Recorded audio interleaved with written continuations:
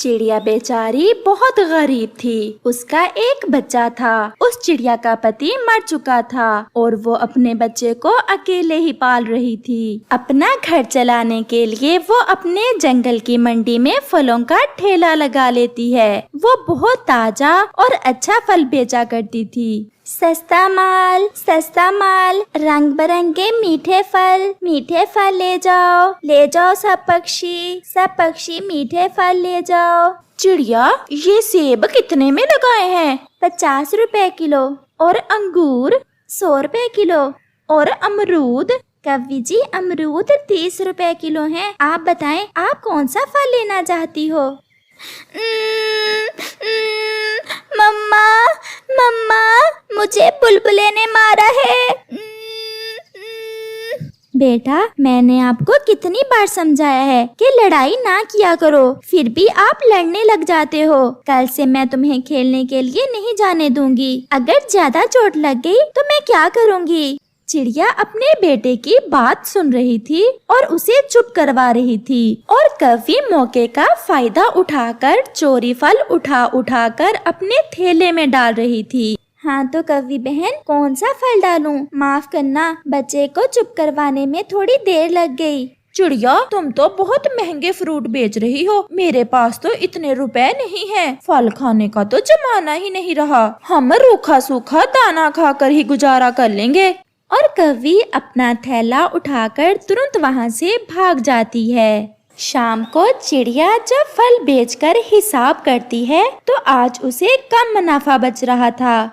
ये आज मुझे फल बेचकर कम पैसे क्यों बचे हैं? शायद मुझसे हिसाब में गलती हो गई है। कालू जी, ये लो फल खाओ। और हाँ, कल मुझे फल लाने के लिए ज्यादा पैसे देना। महंगाई बहुत ज्यादा हो गई है।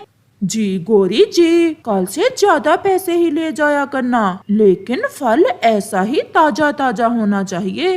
कालू जी, आप चिंता ना करें, कल को इससे भी अच्छा फल लेकर आऊंगी। अब तो मैं पैसे जमा करके अपने लिए सोने का हार लूंगी और फल हर रोज चुरा कर लाया करूंगी। अगले दिन कवि फिर से मंडी में जाती है। कवि बहन, आज कुछ खरीदेंगी कि आज भी सिर्फ कीमतें पूछ कर चली जाएंगी? नहीं, आज तो कुछ लेकर ही जाऊंगी। फिर वहाँ कबूतर फल खरीदने आ जाता है। चिड़िया बहन, ये आम कितने रुपए किलो हैं? कबूतर भैया, 60 रुपए किलो। बहुत मीठे और रसीले हैं मेरे आम। अच्छा, तो फिर 1 किलो आम दे दें। चिड़िया कबूतर को आम दे रही थी कि कवि चुपके से फल अपने थैले में डाल लेती है। कवि जी, जल्दी बताएं, आप कौन सा फल खरीदेंगी? चिड़िया, मैंने फिर से अपना इरादा बदल लिया है। इतना महंगा फ्रूट लेने से बेहतर है कि हम ना ही खाएं फल। और फिर कवि जल्दी से वहाँ से उड़ जाती है। बड़ी अजीब है ये कवि भी, आती रोज है और खाली पंखी वापस चली जाती है। शाम को हिसाब करने पर चिड़िया के पैसे फिर से कम पड़ रहे थे। ये क्या हो गया है? कल भी पैसे कम पड़ गए थे और आज भी। फिर चिड़िया के विचार में कवि आती है। मुझे लगता है ये कवि हर रोज मुझे चूना लगा कर जाती है, इसलिए मेरे पैसे कम पड़ते हैं। मैं कल उस कवि पर गौर करूंगी और उसके लिए मुझे चील की मदद लेना होगी।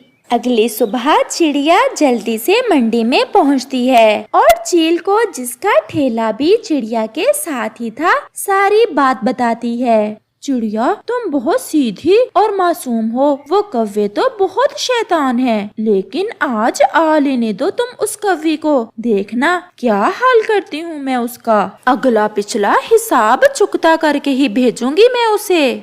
फिर आहिस्ता आहिस्ता मंडी में ग्राहक आना शुरू हो जाते हैं और थोड़ी देर बाद कवि भी अपना थैला उठाकर आ जाती है और चिड़िया के ठेले के पास आकर खड़ी हो जाती है। चील की नजर भी कवि पर ही थी। हाँ भी चिड़िया, फल कुछ सस्ता हुआ कि नहीं? कवि जी, आज तो मैंने आपके लिए फल बहुत ज्यादा सस्ता कर दिया है। फिर वहाँ तोता आ जाता है। चिड़िया, मुझे जल्दी से 1 किलो अमरूद दे दे, मेरे घर मेहमान आ रहे हैं। चिड़िया तोते को अमरूद देने लग जाती है और कवि फिर से अपने थैले में फल डालना शुरू करती है और अपना थैला फलों से भर लेती है। चिड़िया, अगर आज फल सस्ता है तो मैं जरा घर से पैसे ले आऊं।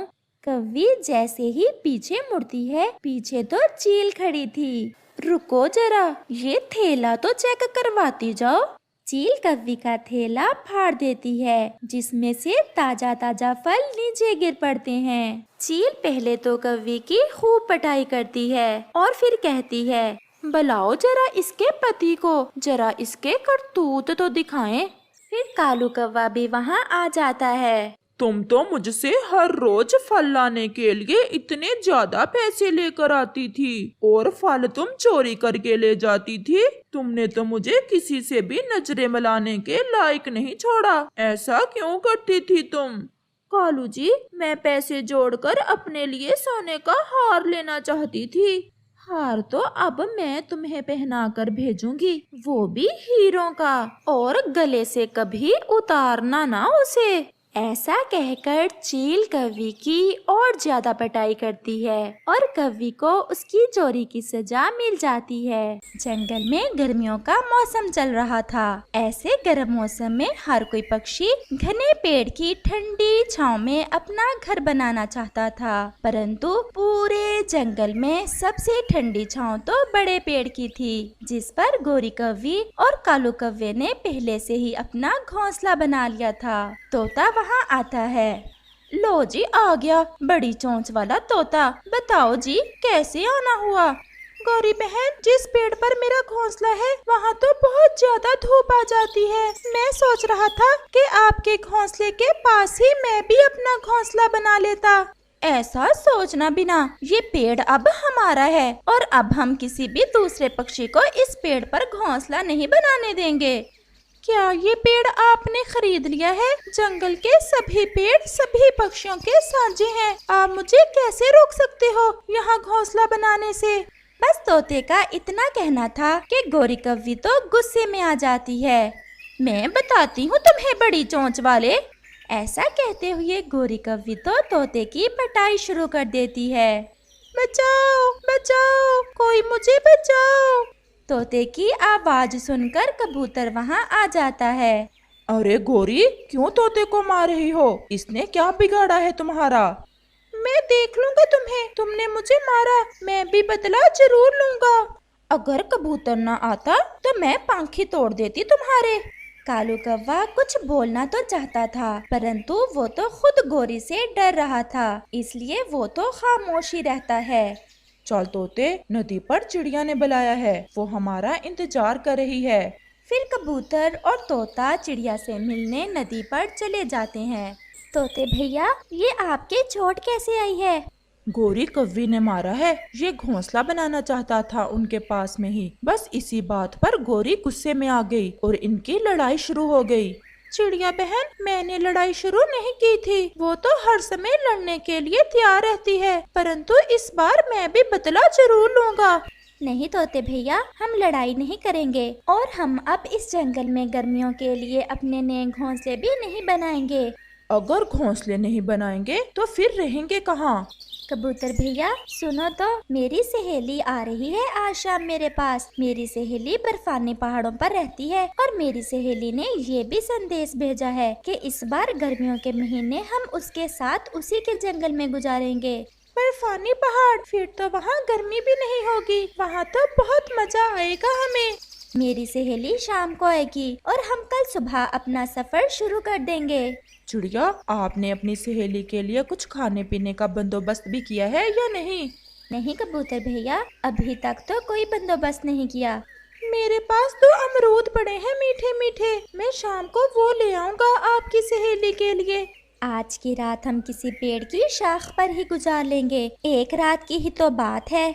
नहीं चिड़िया बहन, मेरा घोंसला टूटा हुआ तो है, परंतु आपकी सहेली को हम मेरे घोंसले में सुला देंगे। फिर वो सब वहाँ से चले जाते हैं। शाम भी हो जाती है और चिड़िया की सहेली मीना चिड़िया भी आ जाती है। कैसा रहा सफर सहेली? मैं तो सुबह से ही आपका इंतजार कर रही हूँ। सफर तो ठीक रहा, मैं थक गई हूँ और आपके जंगल में तो गर्मी भी बहुत है। गर्मियों के घोंसले तो नहीं बनाए ना आपने? इस बार गर्मियाँ आप मेरे पास ही गुजारना। मीना, मेरी सहेली, मेरा दोस्त तोता और कबूतर भी मेरे साथ ही जाएंगे, क्योंकि हमारे जंगल में कौवा और कव्वी किसी दूसरे पक्षी को ठंडे पेड़ पर अपना घोंसला नहीं बनाने देते। मेरा घर बहुत बड़ा है, मुझे कोई शुद्धता नहीं होगी। आप अपने दोस्तों को भी साथ ले जाना। तोता और कबूतर भी वहाँ आ जाते हैं। चिड़िया बहन, मैं आपकी सहेली के लिए अमरूद ले आया हूँ। अमरूद? मुझे तो अमरूद बहुत पसंद है। हमारे जंगल में इन दिनों ठंड पड़ रही है, इसलिए इस मौसम में हमारे जंगल में अमरूद नहीं मिलते। क्या वहाँ खाने को भोजन नहीं है? क्यों नहीं है, वहाँ मकई के भुट्टे हैं और सर्द मौसम के ढेर सारे फल। ऐसे ही बातें करते करते रात भी हो जाती है।